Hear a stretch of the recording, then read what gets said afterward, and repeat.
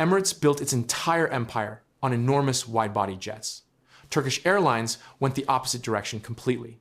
The result is destroying Gulf carrier dominance in a way nobody saw coming. The weapon is not the 777 or the A380. It is the Boeing 737. Here is how Turkish Airlines is dismantling Emirates piece by piece. On February 28, 2026, the Gulf carrier business model broke. A sudden escalation in the US-Israel-Iran conflict triggered simultaneous airspace closures across Iran, Iraq, Syria, Kuwait, Bahrain, and the UAE. Qatar Airways suspended Doha operations for weeks. Hamad International Airport fell silent. Dubai International, the world's busiest international hub, handling over 92 million passengers the previous year, ground to a near halt. Emirates hemorrhaged millions of dollars per day, hundreds of thousands of passengers stranded across 4 continents. The empire built on Gulf geography revealed its fatal weakness in real time.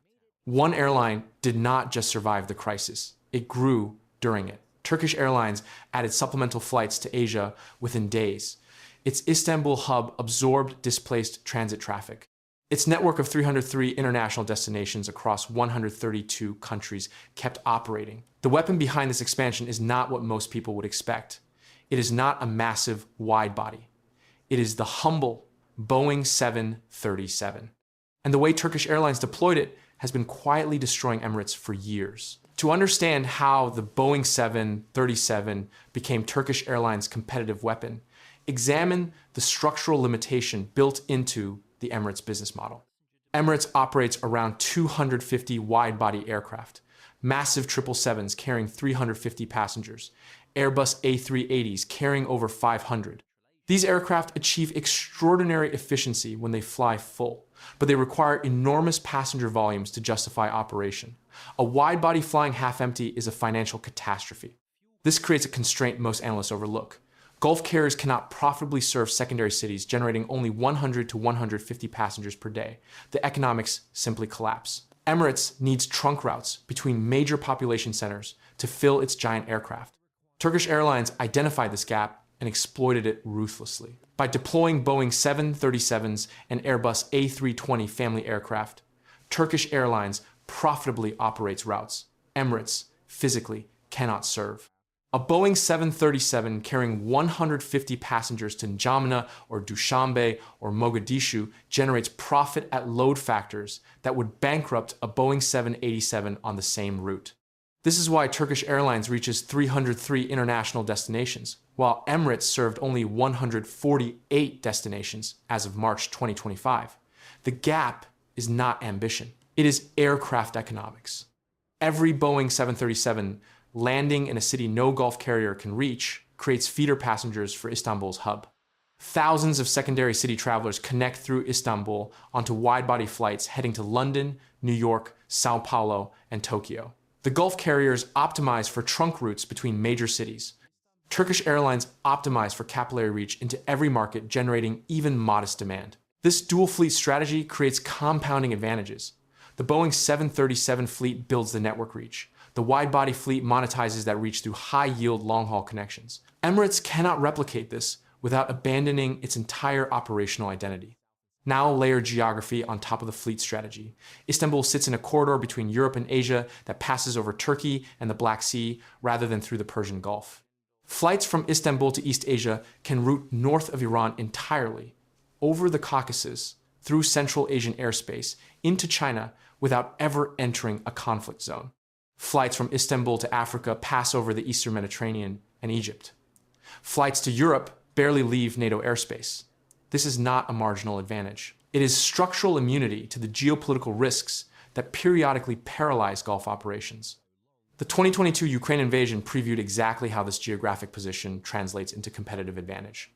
When Russia faced Western sanctions and mutual airspace closures, Lufthansa could not fly to Moscow. British Airways could not fly to St. Petersburg. Turkish Airlines kept flying because Turkey, despite NATO membership, did not participate in aviation sanctions against Russia. Istanbul became the primary bridge connecting Moscow to the rest of the world. Russian business travelers, diplomats, tourists, and families routed everything through Istanbul. Turkish Airlines exploited the position aggressively, maintaining frequencies to Russian cities that generated enormous premium revenue, precisely because no competitor could match them. The template was established. Conflict creates a vacuum. Geography determines who can fill it. Turkish Airlines sits in the one corridor that regional chaos cannot easily touch. The Syria reopening demonstrated something more aggressive. In December 2024, the Assad regime collapsed. Turkey reopened its embassy in Damascus on December 14th, 2024, days after the transition. Turkish Airlines resumed commercial flights to Damascus on January 23rd, 2025. Before resuming service, Turkish inspectors from DHMI assessed Damascus International Airport for safety and operational readiness. Turkey subsequently committed significant funds to upgrade Syrian aviation infrastructure.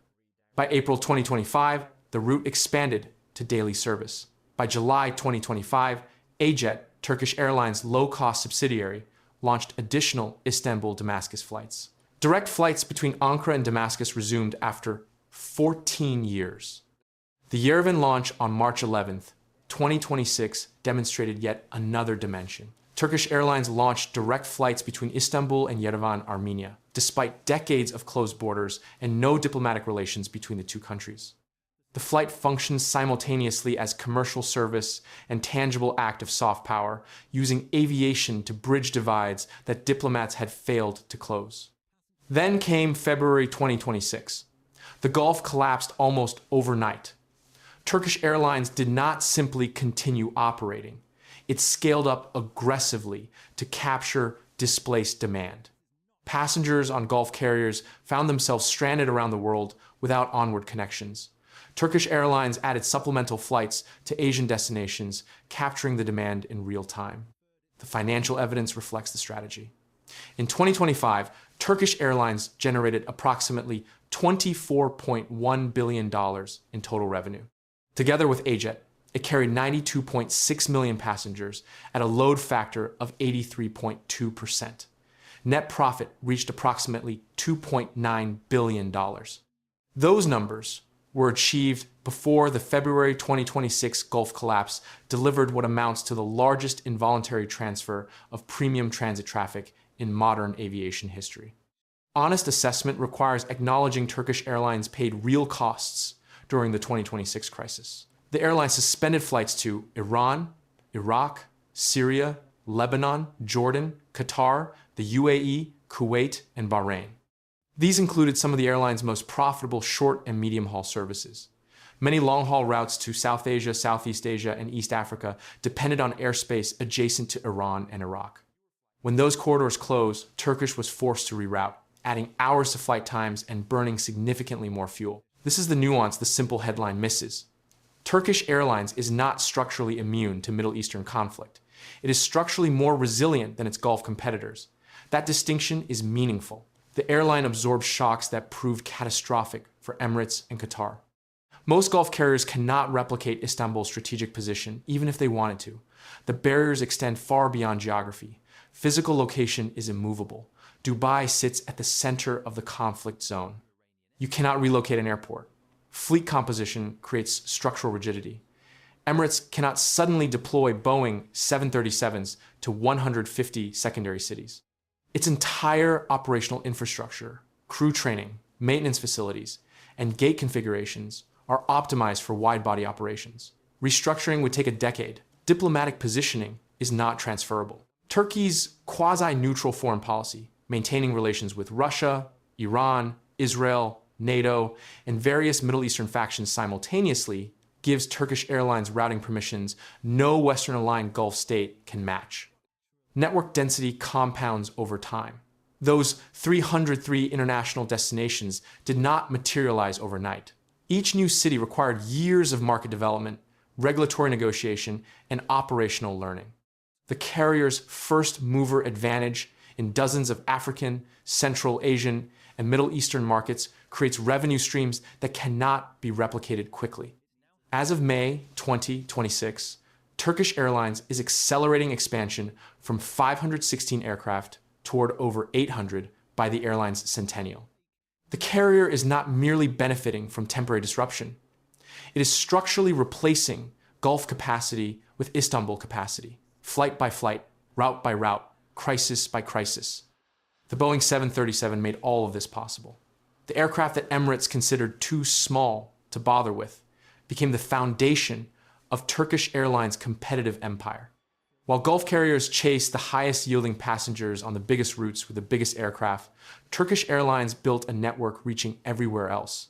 When the trunk routes collapsed in February 2026, those capillary connections became the only functioning network in the region. The Boeing 737 was not just a regional airliner, it was the weapon that exposed the fatal flaw in the Gulf carrier model. Emirates built its dominance on Gulf geographic centrality. That centrality evaporated when missiles started flying overhead. Turkish Airlines built its position on something Emirates could never replicate: a different geography, a different fleet philosophy, and a different vision of what aviation networks should look like in an unstable world. The destruction is happening in slow motion, but it is happening.